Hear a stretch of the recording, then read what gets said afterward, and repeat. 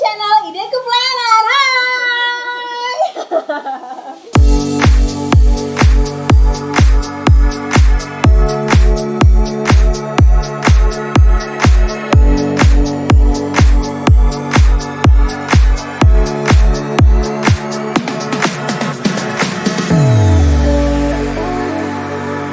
Mbak, kalau tadi kan kita bahasnya tentang memberikan pemahaman ke orang tua.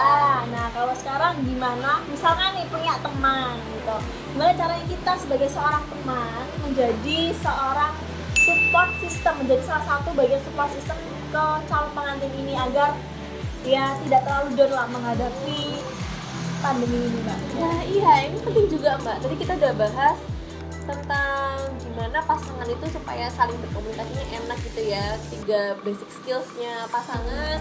Udah bahas juga tentang gimana chatin ke orang tuanya. Nah sekarang kalau misalnya kita ini adalah teman yang punya teman yang sedang merencanakan pernikahan ini, yang paling pertama tuh sebenarnya bukan tanya kapan kamu jadinya, kamu seringkali kan ada yang kayak gitu ya Mbak Isang, kayak kamu jadinya kapan nikah gitu, mungkin maunya kayak memperhatikan, tapi sebenarnya pertanyaan kamu akhirnya juga kapan itu bisa menjadi beban sendiri kan, karena akhirnya dia jadi mikir ya aku kapan gitu, yang tadinya sudah terselimurkan gitu ya, akhirnya jadi kayak kepikiran lagi gitu. Tuh kalau bisa sih bukan lebih ke arah menanyakan progresnya atau akhirnya jadinya gimana, tapi lebih ke selalu menjadi orang yang siap untuk jadikan wadah untuk bercerita sebenarnya Mbak, lebih ke situ. Jadi ketika misalnya teman itu lagi suntuk, ya kita bilang, ada yang mau kamu ceritakan kah gitu supaya bisa lebih baik. Atau kalau misalnya tiba-tiba temannya curhat, ya ditampung gitu. Dan tampungnya juga nggak hanya sekedar menampung, tapi juga sebaiknya kita tuh nggak menjudge atau mengkritik atau melabel apapun yang sedang dia ceritakan. Seperti misalnya, lo kamu tuh harusnya nggak gitu, atau misalnya kamu tuh salah, lo bukannya kayak gitu tuh nggak bener ya. Nah itu membuat akhirnya pasangan tuh merasa kayak semakin terintimidasi gitu kan. Sebenarnya yang paling dibutuhkan calon pengantin untuk ketika bercerita itu apa sih? Cuma ingin divalidasi emosinya aja, cuma pengen dibilang iya kamu lagi ngerasa sedih ya, lebih ke arah situ. Akhirnya kan apa dia tuh merasa dimengerti gitu. Kalau misalnya ada calon pengantin yang cerita terus dia udah lagi cerita, aku nih disalah-salahin sama pasanganku, disalah-salahin sama orang tua, sama sahabatnya disalahin lagi. Iya, ya memang kamu yang salah kan, makin kayak waduh aku tuh sebenarnya tahu kok misalnya aku tuh salah misalnya ya, nggak perlu dikasih tambahan lagi kalau penguatan kalau aku memang salah ya tolong cuma untuk didengarkan aja gitu sebenarnya. Nah dengan menjadi seorang yang bisa menampung segala emosinya tanpa melabel, menjudge, mengkritik apapun yang dia ceritakan tuh sangat membantu, dan ini juga bisa berlaku ke antar pasangan gitu. Jadi misalnya pasangannya cerita ini aku udah konflik sama misalnya orang siapa gitu ya yang terkait sama persiapan pernikahan, terus ya didengarkan, terus bisa bilang oh ya kamu ngerasa kecewa ya kok dia bisa sih kayak gitu. Nah balik habis itu baru tanya lagi untuk bisa lebih memahami sebenarnya yang dia pikirkan tuh apa. Tapi kalau misalnya baru cerita ujuk-ujuk udah langsung dikasih komando kamu nih harusnya gini, nah dia akan semakin penat. Berarti harus bisa memfilter ya, kalau punya teman yang faedah-faedah aja. Iya benar-benar ya. Ya teman yang faedah, jangan unfaedah. Iya benar. Aku jadi keinget sih, aku pernah punya teman terus dia bilang, kok aku nggak punya ya teman yang kayak gitu. Semua temanku kalau diajak ngomong tuh langsung gibah, langsung pokoknya ngomong itu langsung nggak enak ke aku. Nah emang mau punya teman tuh harus difilter juga sih. Tips-tipsnya apa sih Mbak supaya kita tuh bisa terus berpikiran positif, kemudian bermindsetnya yang baik-baik gitu. Tujuannya tahu bahagia gitu, tujuannya, tapi kan cara dan porsinya orang bahagia kan macam-macam Mbak ya. Kan berbeda, ada cara orang yang aku menjudge kamu, melabeli kamu, cara aku bahagia juga ada. Aku cara aku bahagia dan tidak memperdulikan kamu, aku juga bisa. Itu caranya orang untuk bertujuan ke menemukan kebahagiaan kan berbeda, Mbak. Tapi kalau menurut Mbak Risa sendiri nih ya, cara atau tipsnya supaya kita selalu berbahagia dengan yang baik lah, maksudnya dengan cara yang baik tanpa menjudge, atau bisa bilang cara menghindari dari toxic people lah ya, cara menghindari toxic people atau pertemanan yang unfaedah itu gimana Mbak? Ini bahasa jadi tentang cara filter gitu. temen ya. Sekalian kan tadi kan membahasnya tentang kita men-treat pasangan, men-treat orang tua, cara tadi ya, sekali aja sampai singgung pertemanan gitu. Oke, pertama kita pastinya perlu tahu dulu orang yang nggak toksik itu yang seperti apa gitu. Ketika kita sudah tahu orang yang nggak toksik itu seperti apa, kita akhirnya bisa memfilter, oh aku kalau cerita sebaiknya ke sini karena kalau sini mungkin dia bocor, atau dia mungkin bisa terlalu subjektif, atau misalnya dia sukanya mengkritik malah semakin bikin down gitu. Nah, ketika misalnya kita juga bisa membedakan di mana teman yang lebih sehat gitu ya. Nah, sebaiknya ya mendekati orang yang seperti itu. Cukup gitu sih Mbak sebenarnya. Dengerin. Filter lagi teman-teman ya. Nggak perlu memaksakan bercerita ke teman kalau misalnya memang dirasa itu bukan orang yang tepat, bukan orang yang tepat untuk kalian menuangkan segala keluh kesah maupun apapun perasaan kalian. Betul. Baik, tadi itu kan kesehatan mental ya. Kita sebenarnya sama nggak sih Mbak overthinking dengan itu pemulihan batin? Orang yang overthinking itu pasti batinnya lebih tidak tenang, itu sih Mbak. Orang yang overthinking batinnya tidak tenang. Itu yang hutang itu berarti overthinking itu nggak tenang gitu. Iya, pastinya. Karena kan orang overthinking itu emosinya apa sih ya? Paling nggak kalau nggak sedih, akhirnya cemas gitu kan, gelisah. Baik, berarti ini juga ada sebenarnya pemulihan batin yang mau saya tanyakan juga di sini, bagaimana cara kita memulihkan batin kita dengan adanya pandemi ini ya, dengan itu pasti terluka dong ya. Kayak tadi berarti harus ada support system tadi Mbak ya. Itu bisa jadi salah satu pendukung, cuma yang utama tetap diri kita sendiri. Harus ngapain sih Mbak supaya untuk proses pemulihan batin kita dengan berbagai macam problematika gitu yang ada saat ini Mbak. Di awal kan, dan sering ya saya tadi bilang tentang pemaknaan, tentang balik lagi ya ke kita pemaknaan. Nah, tapi sebenarnya ada hal yang paling penting sebelum itu Mbak. Orang itu tidak akan bisa berpikir jernih kalau emosinya sendiri itu belum tenang, kalau dirinya sendiri itu belum tenang. Kalau misalnya kita tenang, nah aku suka nih Mbak, aku suka bilang gini, kalau misalnya kita tenang, pikiran pun juga jadi terang gitu.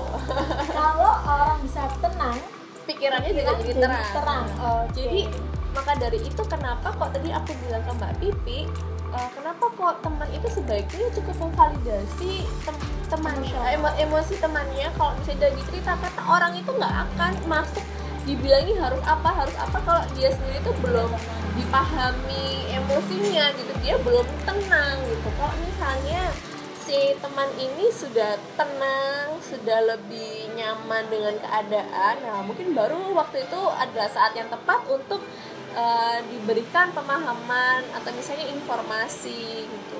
Nah, gimana sih caranya tenang? Mulainya tuh sebenarnya dari, kalau misalnya di psikologi itu sebenarnya bahasa yang sedang populer sekarang ini namanya mindfulness Mbak. Yes, mindfulness. Lagi in ya. Lagi in sekarang ini.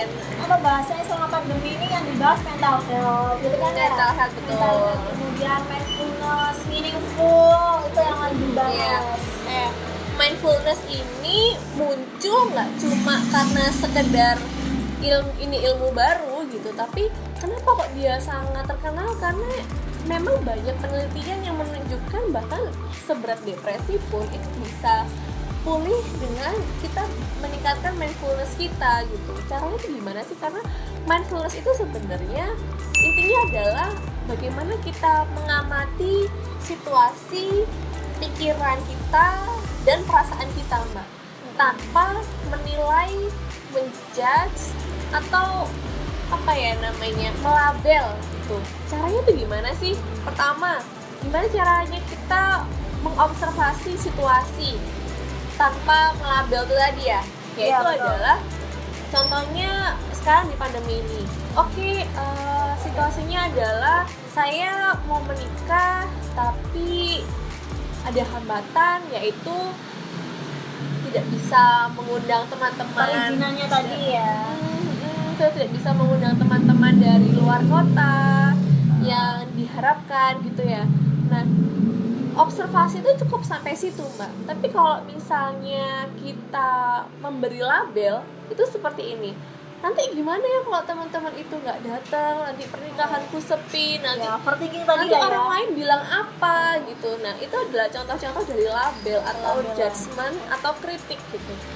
Kalau misalnya kita melihat situasi dengan judgement tadi, maka yang ada adalah benar overthinking. Akhirnya overthinking mengarahnya kemana? Ke stres tadi. Benar, Nah, stres. karena adanya judgement itu tadi. Nah, sekarang kita beralih ke pikiran. Oke, sekarang kita misalnya sedang merasa kita mempersiapkan pernikahan tapi bolak-balik misalnya gagal gitu ya, karena misalnya tahun lalu nggak jadi karena apa, tahun yang kapan nggak jadi, terus ini diundur lagi. Terus kita berpikir bahwa aduh, aku nih kayaknya nggak akan bisa menikah gitu, kok aku nih kok gagal terus ya mau menikah sama dia gitu, apa aku bukan jodohnya dia kan. Kadang ada berpikir seperti itu. Nah, hal-hal yang seperti ini sebenarnya masih bukan termasuk mindfulness. Mindfulness adalah menyadari, oke, aku sekarang lagi berpikir kok rasanya pernikahan itu nggak jadi. Aku sedang berpikir apakah memang dia itu jodohku, tapi bukan berarti kalau misalnya nggak mindfulness itu pikirannya lebih kayak gini, dia nih kayaknya bukan jodohku deh, dia nih bukan buat aku. Nah, bukan tentang dia bukan buat aku, bukan tentang kayaknya aku kok salah gitu, tapi lebih ke arah aku sadar, aku sedang berpikir bahwa aku salah gitu. Karena kalau misalnya kita lebih ke arah yang tidak mindfulness itu, maka yang lebih terserang tuh lebih ke pribadinya, Mbak. Misalnya kayak yang tadi, yang rasa bersalah tadi. Aku merasa bersalah, aku salah nih gitu. Itu berarti yang dia salahkan kan dirinya. Tapi kalau dia bilang aku sedang berpikir bahwa aku salah, itu bukan berarti yang salah adalah pribadinya, tapi bisa jadi perbuatannya yang salah sehingga bisa diperbaiki. Atau juga bisa, oh ternyata aku nggak benar-benar salah gitu, ada kayak sisi-sisi yang aku ada benernya gitu, sehingga ketika kita bisa berpikir menggunakan dengan mindfulness itu tadi, akhirnya kita bisa melihat situasi lebih netral gitu. Kenapa sih kok tadi bilangnya mindfulness itu tanpa judgement, kritik? Karena supaya situasi itu atau keadaan, pikiran dan perasaan kita tuh dimaknai sesuai apa adanya tanpa ditambah-tambahi bumbu-bumbu yang mungkin jadinya pedas gitu, Mbak. Sebenarnya sama nggak sih, Mam, mindfulness dengan berpikiran logis itu? Bisa jadi, Hampir ya. tapi mindfulness itu tidak memaksa kita untuk harus berpikir logis, tapi cukup mengobservasi situasi tanpa ditambah-tambahin, sehingga ketika itu akhirnya kita bisa mencapai suatu hal yang logis itu tadi, Mbak. Kalau misalnya kita melihat situasi ditambah-tambahin bumbu-bumbu tadi, itu akhirnya kita bisa jadi overthinking, terus akhirnya jadi kemana-mana pikirannya, yang akhirnya tadinya mungkin kalau kita cukup mindfulness, ketika kita mindfulness kita bisa berpikir lebih rasional sesuai apa keadaan yang ada, akhirnya jadi kayak yang berandai-andai yang lain-lain gitu. Nah, tadi kan masih tentang mengobservasi situasi dan pikiran. Nah, ada juga nih yang namanya observasi perasaan. Wow. Nah, kan kadang, Mbak, bener nggak nih? Tadi observasi Situasi. sekarang observasi Tadi pikiran, perasaan ya. pikiran, sekarang perasaan. Oke. Pernah nggak sih Mbak Pipi gini, aduh aku tuh kok sedih sih, atau aduh aku kok ngapain ya aku tadi marah-marah? Ya, pernah. Kadang-kadang kalau kita habis marah-marah gitu duduk udah perasaan tenang kan ya, karena marah kan kita berarti tidak tenang Mbak ya. Kita cara mengekspresikan tadi kan dengan amarah atau apalah gitu. Tapi kalau kita sudah tenang nih, kita baru berpikir jernih gitu. Kalau apa ini ya marah-marah, pernah banget itu Mbak. Nah itu kan, nah ada juga pernah nggak sih Mbak kayak aduh aku tuh harusnya nggak boleh sedih, Iya, aku tuh harus terus happy gitu kan. Nah benar-benar. ini termasuk toxic positivity, pernah dengar nggak Mbak? Toxic. Positivity. Oh pernah dengar. Ya pernah dengar kan. Pernah dengar. Nah terkesannya memang positif, kita harus terus happy gitu ya. Tapi Karena udah toxic ya. tapi itu termasuk salah satu bentuk dari kalau kita tuh nggak mindful. Karena orang yang mindful itu orang yang bisa menerima emosinya. Contohnya, iya aku sedih, aku sekarang lagi sedih. Udah cukup sampai situ. Tapi kita kalau misalnya kita mengkritik kesedihan kita, aduh aku tuh ngapain sih tadi tuh sedih, aduh aku nggak boleh sedih, aku tuh harus terus happy. Nah akhirnya yang terjadi adalah diri kita semakin merasa nggak diterima. Nah dengan itu akhirnya kita semakin stres Mbak bawaannya kalau seperti itu. Tapi kalau kita mau menerima perasaan kita apa adanya, maka dia itu akan merasa diterima. Sebenarnya yang dimau sama tubuh kita tuh apa sih? Cuma diterima pikirannya, diterima perasaannya, dan juga berdamai dengan situasi itu ya dengan cara menerima situasi dengan apa adanya juga, tanpa kita melabel atau mengkritik ya. Kita kayak malahan penolakan ya. Iya, Kayak betul. ngapain sih? Aku tuh bisa gitu ngapain ya? Gitu. Seharusnya aku kayak happy terus. Padahal cara kita bersedih menangis apalagi cewek kan kemudian nangis gitu ya. Itu kayak suatu kelegaan tersendiri gitu. Kayak kadang-kadang itu sebel kalau ada cowok itu ngapain sih kamu tuh nangisan gitu. Padahal perempuan itu hatinya tuh lembus sutra. Iya. Jangan salah, laki-laki juga boleh menangis loh Mbak. Kenapa? Laki-laki juga boleh menangis Oh loh. boleh, boleh nangis lagi boleh nangis itu. Berarti tidak haram Mbak ya. Lagi-lagi dengarkan, kamu boleh menangis. Karena setiap pribadi itu kan punya emosi ya. Kalau misalnya kita memendam juga pasti berdampak ke nanti akan menimbulkan luka juga di batinnya dia kok dia nggak bisa mengeluarkan itu. Nah kalau tadi kan pikiran sama perasaan ya. Nah kalau situasi ini contohnya di pandemi ini, jadi mungkin kalau kurang jelas ya adalah sama kita nggak berantem sama situasi.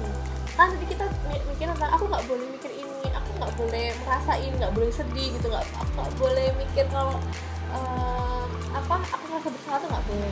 Yang benar adalah iya aku terima, aku sedang berpikir, aku merasa bersalah, iya aku tahu sekarang keadaan ini lagi buat aku sedih gitu.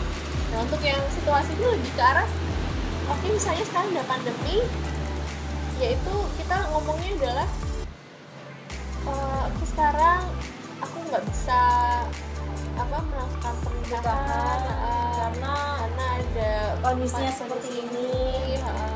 maka sudah cukup sampai situ. Tapi kalau misalnya kita bergelut dengan keadaan kayak aduh kok gini, kok gitu, ini aduh misalnya dasar nih si covid ini kok ngeselin banget, atau misalnya rasanya kok dunia aku nih langsung jadi kayak gelap banget ya setelah setelah ada covid ini, kenapa sih kok dia ada gitu, bisa nggak sih kok dia segera pergi, kapan ya dia segera pergi. Apalagi kan case-nya orang itu aku ada pandemi ini ya, kadang nggak case-nya nih masalahnya nih aduh udah pernikahanku ditunda, bisa pun jalan kadang-kadang nggak sesuai sama impian, ditambah lagi ini ngaruh ke income nih, ke pekerjaan juga, orang tua juga kayak kurang memahami keadaan, apa itu malah bertubi-tubi banget lah ya. Ini cara yang kita untuk berdamai gitu saatnya itu kayak gini. Nah, maka dari itu yang paling penting adalah cukup kita observasi situasi. Oke, sekarang saya pendapatanku berkurang, sekarang misalnya pernikahannya harus berganti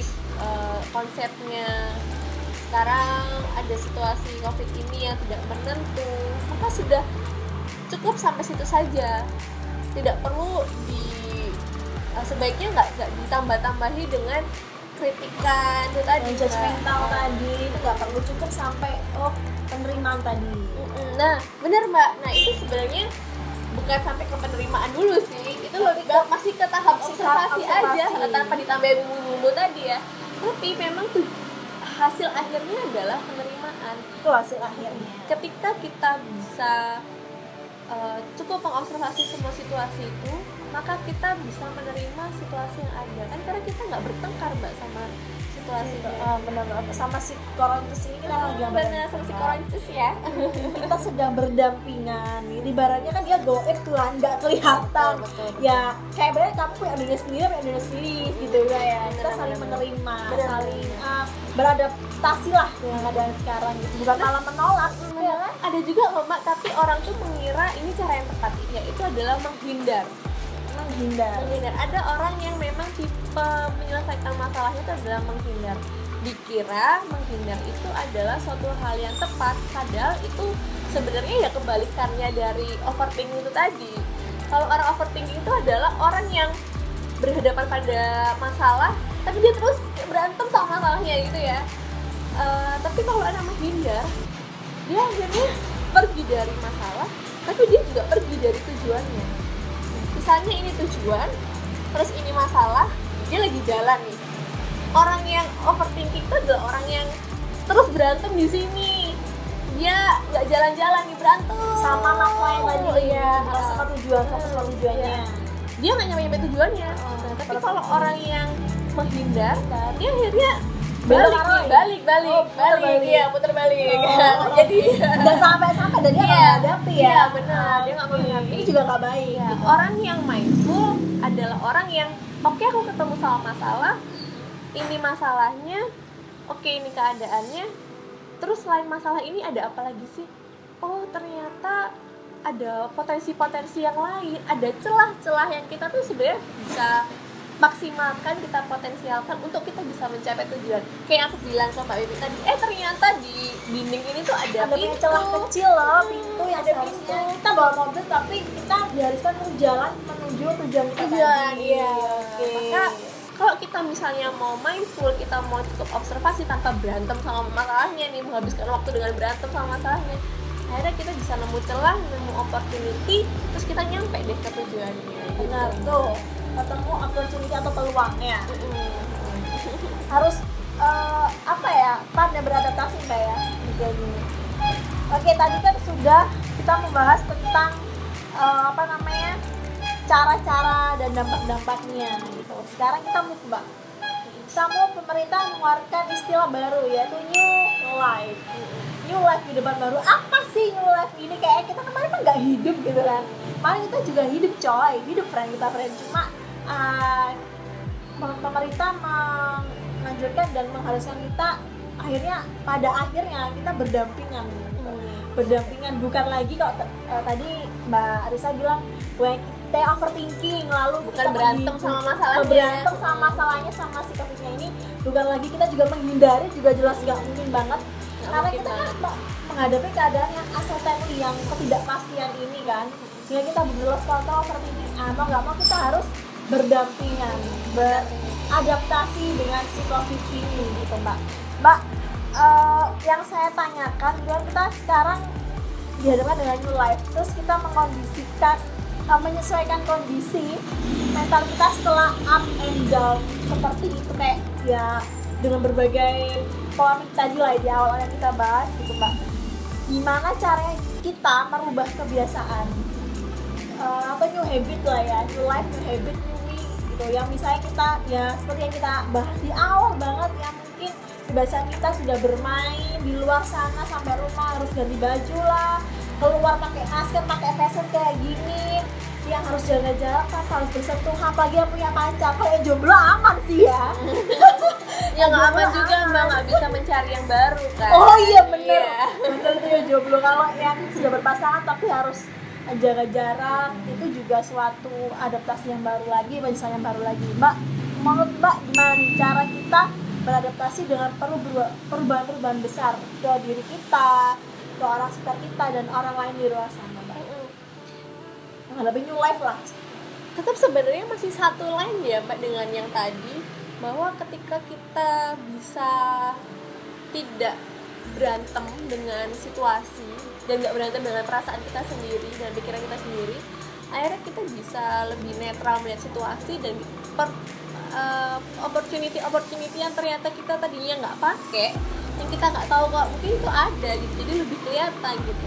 Dan dengan nggak cuma tentang menggunakan kesempatan atau opportunity tadi, akhirnya kita juga jadi lebih bisa menerima keadaan gitu Mbak, dengan kita merasa oke, ini memang keadaannya seperti ini, akhirnya kita bisa lebih menerima gitu. Dan dengan new habit pun juga perlu dipandang sebagai hal yang cukup diobservasi saja, tidak perlu dikritik, tidak perlu dinilai, sehingga ya kembali lagi itu ke penerimaan. Dan akhirnya apa sih Mbak, orang tuh mungkin sering mengira bahwa kita tuh harus bersyukur, harus berpikir positif, terus harus menerima gitu ya. Padahal sebenarnya ketiga hal ini tuh bukan tujuan, tapi ini tuh adalah tanda tanda bahwa kita sudah melampaui situasi yang yang stressful ini loh. Itu adalah tanda bahwa kita telah berhasil beradaptasi dengan situasi gitu Mbak. Jadi mungkin kalau orang bilang gini ya Mbak, harus ada paksaan juga dari diri kita untuk melalui proses-proses itu tersebut. Prosesnya tadi untuk memaknai proses dan sebagainya, kita harus notice lah dengan keadaan seperti ini. Oke Mbak, lanjutkan. Nah, kenapa sih kok kita tuh harus menenangkan diri dulu sebelum kita bisa reframing pandangan kita tentang dunia gitu ya? Karena itu tadi, kalau misalnya kita tidak bisa pikiran itu, kita nggak bisa berpikir lancar kalau misalnya pikiran tuh nggak tenang gitu. Nah ketika memang kalau misalnya kita sudah tenang, pikirannya pun juga terang gitu ya, maka kita akan bisa lebih berpikir yang lebih sehat, lebih adaptif, lebih fleksibel. Dan akhirnya ketika itu sudah tercapai, maka yang terlihat adalah kebersyukuran, dia bisa lebih berpikir positif, dia bisa menerima gitu. Tapi kalau misalnya dari awal kita sudah disuruh menerima, kamu tuh harus bersyukur, kamu harus menerima, kamu harus positive thinking, maka positive thinking itu bukan natural muncul dari dirinya, tapi itu adalah paksaan. Padahal sebenarnya dia belum ikhlas gitu loh. Makanya kenapa ini tuh bukan tujuan, tapi lebih dari hasil. Bukti kalau kita sudah bisa menyelesaikan permasalahan kita yang sedang kita hadapi tadi itu. Mbak, tadi kan udah bahas ya tentang cara mindfulness itu gimana. Sekarang saya mau tanya bagaimana cara kita menenangkan diri kita nih di saat emosional. Kadang-kadang kalau kita emosional itu kan nggak terkontrol ya, bisa marah, dan marah pun bisa, kadang-kadang marahnya orang itu macam-macam. Ada yang diem, ada yang pemurung, ada yang nggak mau makan, ada yang lempar-lempar barang, ada yang banting pintu, kan macam-macam caranya marah orang. Gimana cara kita Mbak kontrol emosi kita? Kalau yang tadi 3 hal tadi itu mungkin bisa diaplikasikan sehari-hari ya. Misalnya dalam situasi sehari-hari, misalnya kita sedang berhadapan dengan situasi, kita langsung berpikir lebih netral tanpa menambah bumbu-bumbu tadi. Begitu juga kalau misalnya kita terpikirkan suatu pikiran dan emosi sesuatu ya. Nah, untuk yang menenangkan pikiran ini sebenarnya juga bagian dari mindfulness Mbak. Dimana kita bisa menenangkan dirinya ini juga nggak lepas dari cara ketiga tentang mindfulness tadi, yaitu dengan cara gini. Mungkin kalau misalnya kita sedang berhadapan dengan situasi, kan kita nggak mungkin tiba-tiba langsung menangis gitu Mbak. Kadang memang ada situasi yang membuat kita harus menahan dulu nih, nggak boleh marah dulu, nggak boleh menunjukkan kesedihan dulu gitu kan. Tapi at the end of the day itu kita harus selalu meluangkan waktu untuk kita mengeluarkan itu semua emosi-emosinya, yaitu dengan cara saya sih bilangnya kalau bahasa Indonesianya ya, saya menyebutnya tuh latihan mengatur nafas Mbak. Karena nafas itu sangat berkaitan dengan emosi. Dimana kalau misalnya kita marah itu pasti kan nafas itu rasanya terengah-engah gitu ya, kayak marah banget gitu kan. Kalau misalnya kita sedih itu rasanya tuh lambat banget nafas, sampai bikin sesak nafas gitu kan, ada juga yang seperti itu. Kalau orang cemas itu juga nafasnya cenderung kayak susah gitu kan, karena bahkan ada yang seperti tercekik ya kalau misalnya saking cemas itu gimana ini gitu. Nah, dengan latihan mengatur nafas ini, akhirnya kita menjadi lebih terampil untuk mengubah reaksi emosinya. Yang tadinya kita misalnya cemas atau sedih atau marah, kita bisa merubah tubuh kita ini merasa lebih tenang gitu. Dengan caranya adalah ini memang butuh latihan Mbak, nggak bisa sekali 2 kali berhasil gitu ya. Ya bukan. Jadi biasanya saya itu misalnya sebelum tidur itu saya meluangkan waktu untuk duduk yang tenang, atau juga bisa dengan tiduran gitu ya, mana yang lebih enak, bersandar boleh. Kita tutup mata atau kita lihat ke bawah gitu ya, kita kemudian rasakan apa yang sebenarnya dirasakan oleh tubuh kita gitu. Misalnya dan yang paling penting adalah fokus pada melihat merasakan nafas kita ini seperti apa sih gitu. Karena kita nggak merasa ya kayak kita tuh lagi nafasnya kayak apa gitu, tapi ternyata setelah kita bisa berdiam diri, oh ternyata nafasku tuh lagi kayak susah banget ya, kayak terengah-engah, terus jantungnya juga degupnya sangat kencang. Maka kemudian dengan berdiam diri, dengan menutup mata, kita akhirnya semakin bisa mengatur mana ritme nafas yang paling membuat kita tenang. Dan ini memang nggak bisa cepat ya, butuh kayak trial and error. Oh mungkin nafasnya ini yang lebih cepat, atau nafas yang satunya yang lebih lambat. Dan di situasi yang berbeda pun juga mungkin ritmenya akan berbeda. Intinya adalah kita menutup mata, kita mencari tempat untuk berdiam diri hingga kita menemukan ritme nafas mana yang paling bisa membuat kita tenang gitu. Nyaman, tenang gitu. Nah, kadang seringkali sih dan wajar kita tuh kalau misalnya lagi berdiam diri itu pasti tiba-tiba ada pikiran yang muncul nih. Wah, tiba-tiba distract nih. Iya. Gitu. Tadi siang aku belum apa. Tadi sore harusnya ngapain tapi kok aku enggak ya. Atau misalnya tadi pagi kok aku ngelakuin ini kenapa ya gitu. Atau misalnya aku dapat pengalaman apa yang enggak enak gitu. Gak apa-apa, itu satu hal yang wajar gitu. Itu satu hal yang normal. Balik lagi ke mindfulness, kita tidak perlu mengkritik atau melabel, menjudge pikiran itu. Biarin aja kayak, oh iya aku sudah berpikir ini. Oke, sekarang kita kembali ke nafas.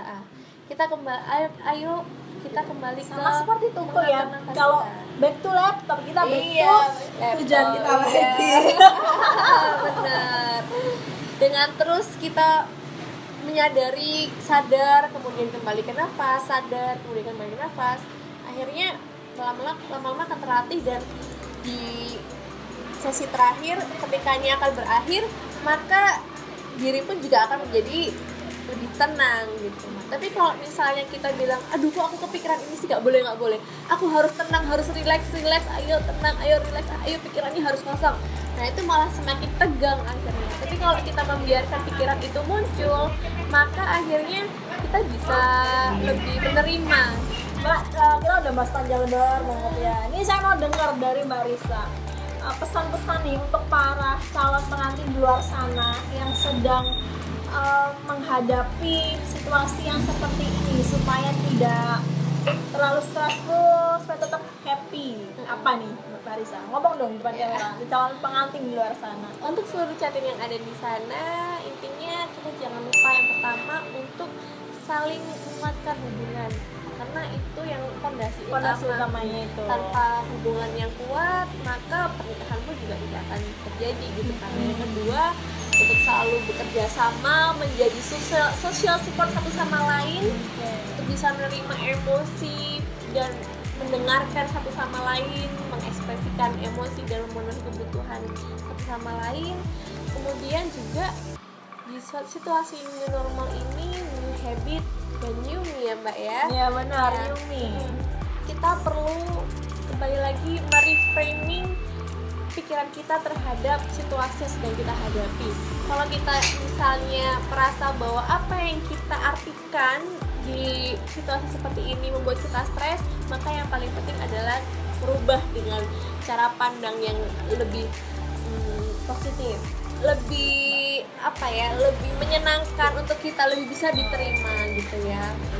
Nah, dengan sebelum mencapai ke sana, pasti kita juga jangan lupa untuk memvalidasi emosi kita, gimana kita bisa menerima emosi kita.